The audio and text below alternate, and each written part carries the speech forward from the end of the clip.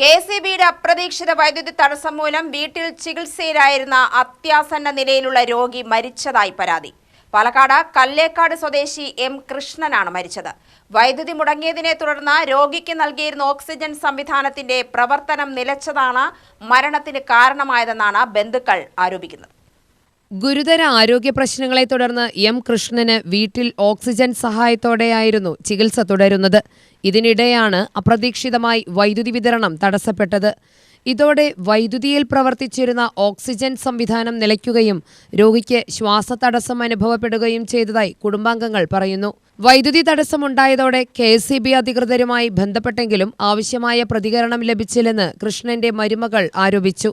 ബന്ധപ്പെട്ട ഉദ്യോഗസ്ഥർ സഹായകരമായ നിലപാട് സ്വീകരിക്കുന്നതിന് പകരം കുടുംബാംഗങ്ങളെയാണ് കുറ്റപ്പെടുത്തിയതെന്നും അവർ ആരോപിച്ചു.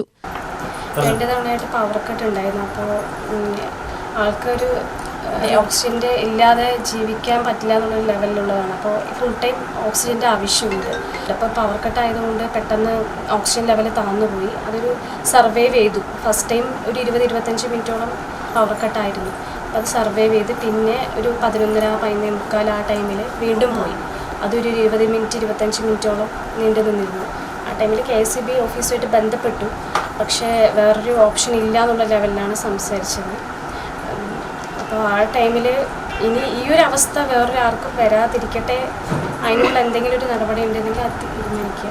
രോഗിയെ ആശുപത്രിയിലേക്ക് കൊണ്ടുപോകാനുള്ള ശ്രമം നടത്തിയെങ്കിലും ഡോക്ടറുടെ അടുത്തെത്തിക്കുന്നതിന് മുമ്പ് തന്നെ അദ്ദേഹത്തിന്റെ ആരോഗ്യനില അതീവ ഗുരുതരമായിരുന്നുവെന്ന് നഴ്സ് വ്യക്തമാക്കി. നമുക്ക് എണീപ്പിച്ചിരുത്താൻ കൂടെ ബുദ്ധിമുട്ടാണ്. അപ്പോൾ ഒന്നാമത് പൾസ് നല്ല കുറവായിരുന്നു, നല്ല ഡൗൺ ആയിരുന്നു, 44 ഒക്കെ വരുന്നത്. അപ്പോൾ അത് ആ സമയത്ത് നമുക്ക് കൊണ്ടുപോകാനുള്ള ഒരു ഓപ്ഷൻ ബുദ്ധിമുട്ടാണ്. കാരണം പെട്ടെന്ന് ഒരു ഓട്ടോയിലൊന്നും കയറ്റി കൊണ്ടുപോകാൻ പറ്റുന്ന ഒരു സിറ്റുവേഷൻ അല്ല. അപ്പോൾ അവർ വിളിച്ചപ്പോൾ 25 മിനിറ്റ് നമുക്കൊന്നും ചെയ്യാൻ പറ്റില്ല, നിങ്ങൾക്കൊരു ഇൻവെർട്ടർ മേടിച്ച് വെച്ചുകൂടെ. നമുക്കും ആദ്യമായിട്ടാണ് ഈ സിറ്റുവേഷൻ. അത്ര ദിവസം വലിയ പ്രോബ്ലം ഉണ്ടായിരുന്നില്ല. അപ്പോൾ ഇത് കുറച്ച് നേരം മാറ്റിയാലും പ്രശ്നമില്ലായിരുന്നു. പക്ഷെ ഇന്നലെ ഇത്തിരി കൂടുതൽ ആയപ്പോഴേക്കും നമുക്ക് കറണ്ട് പോയപ്പോഴാണ് നമ്മൾ അറിയണത് ഇങ്ങനെ ആകെ ഒരു 7 മണിക്ക് ഒരു അരമണിക്കൂറോളം പോയി. പിന്നെ ഒരു 11:45 കഴിഞ്ഞിട്ടാണ് അതിന് അത്രയാണ് പോകുന്നത്. 12:15 വരെയൊക്കെ പോയി. നമ്മൾ വിളിക്കുമ്പോൾ 25 മിനിറ്റ് കഴിഞ്ഞിട്ട് വരുമ്പോൾ ഒന്നും ചെയ്യാനില്ല, അവർക്കൊന്നും ചെയ്യാൻ പറ്റില്ല എന്നാണ് പറഞ്ഞത്.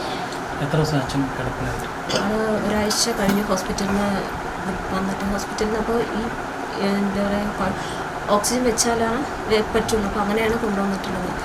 സിലിണ്ടർ പോസിബിൾ അല്ല. സിലിണ്ടർ കാരണം 24 മണിക്കൂറും കണ്ടിന്യൂസ് നമുക്ക് വെക്കണം. അപ്പോൾ അതുകൊണ്ട് സിലിണ്ടർ ഒരു 1.5 ദിവസത്തേക്ക് നിൽക്കുള്ളൂ സിലിണ്ടർ. അപ്പോൾ അത് പറ്റില്ല എന്ന് പാലിയേറ്റീവ് എന്ന് പറഞ്ഞിട്ടുള്ളതുകൊണ്ട് കോൺസെൻട്രേഷൻ ഓക്സിജൻ അതാണ് വെച്ചിരിക്കുന്നത്, മെഷീനാണ് വെച്ചിരിക്കുന്നത്. അത് കറണ്ട് ഉണ്ടെങ്കിലാണ്. ഇപ്പോൾ ഹോസ്പിറ്റലിലായതോട് കൂടിയിട്ടാണ് ഒരുപാട് ബ്രീത്തിങ്ങിൻ്റെ ഒരു ഇഷ്യൂ ഇതില്ലാതെ പറ്റില്ല എന്നുള്ളൊരു സിറ്റുവേഷനിലോട്ട് പോയത്. പിന്നെ കഴിഞ്ഞ 2 ദിവസമായിട്ടാണ് ഒരുപാട് ബ്രീത്തിങ്ങിൻ്റെ ബുദ്ധിമുട്ട്, ഓക്സിജൻ വെക്കാതെ ആൾക്ക് സർവൈവ് ചെയ്യാൻ പറ്റില്ല എന്നുള്ളൊരു ലെവലിലോട്ട് വന്നത്. UTV news Palakkad.